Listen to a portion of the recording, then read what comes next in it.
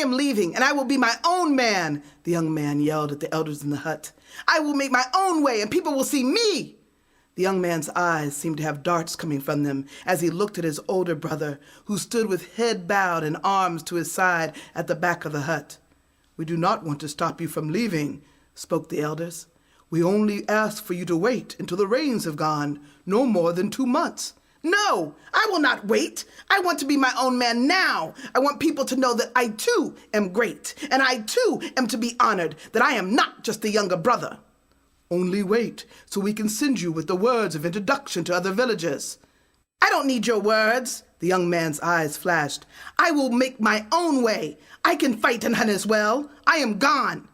And with that, the young man walked out. The elders turned to the older brother, who shook his head in exasperation and sadness. And as the older brother followed his younger one out of the hut, neither the elders nor he said anything. In their own hut, the younger brother collected the things he would need: rope, knife, herbs for injuries, dried fruit, a pack for his back with collected things to exchange. The older brother said nothing.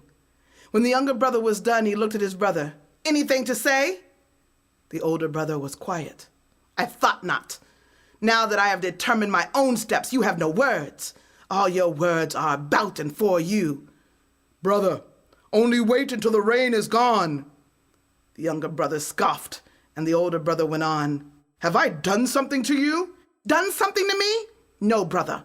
You have never done anything for me, except leave me a shadow to try and breathe in. The older brother was quiet. See, even you know it is true. There was a silence that seemed to stretch over years. Then suddenly the younger brother said, There's nothing else. And he went out the door, walking at a fast clip. When the younger brother left, the older brother paced their hut back and forth slowly. He had been pacing for 2 hours, lost in thought, when he heard the heavens open up and the heavy rains fell.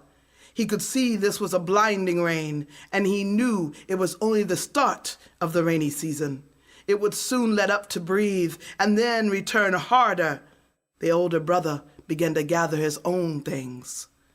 When the rain stopped an hour or so later, the older brother ran out the door. He looked behind only once and saw the elders in front of their communal hut, standing, watching, and slowly nodding their heads. He quickly returned his focus to the ground in front of him. He was acknowledged as the best of trackers, but the rain had lost all prints of his brothers.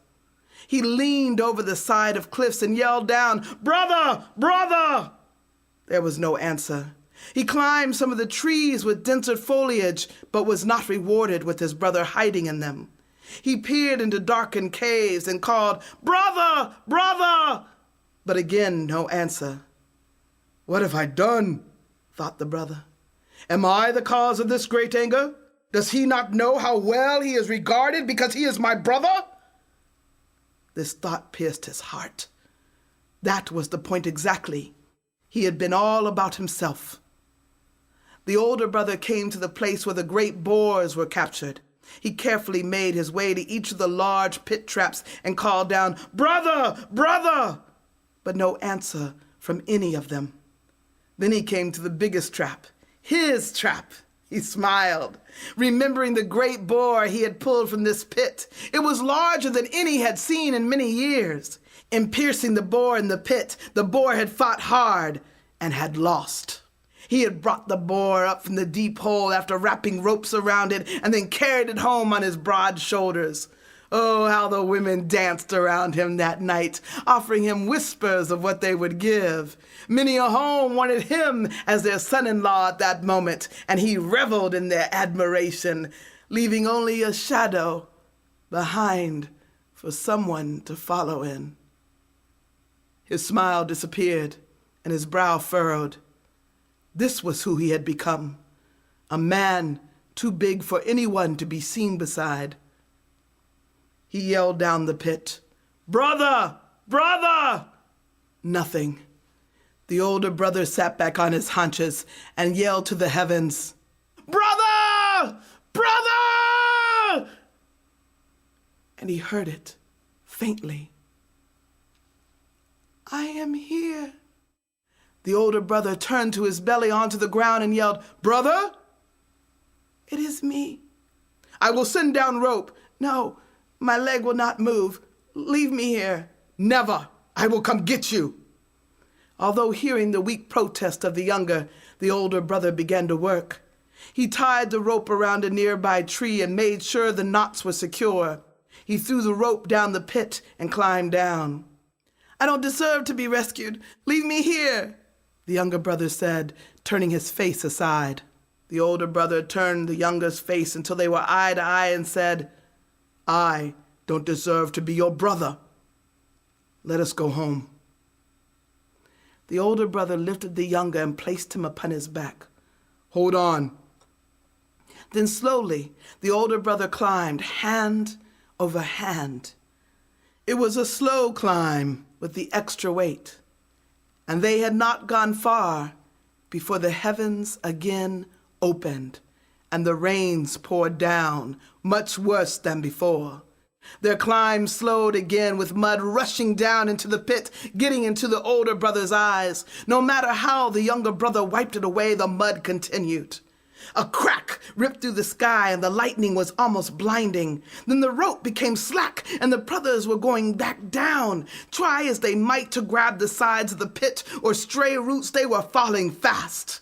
Had the lightning hit the tree and the rope lifted off? Then suddenly the rope tightened. The brothers did not move. What if the rope was caught on only a rock? If they were to move, they would certainly fall hard to the pit, and in this rain, they would not be found. Then they heard it. "We hold the rope." It was an elder, and the rope began to slowly be brought up.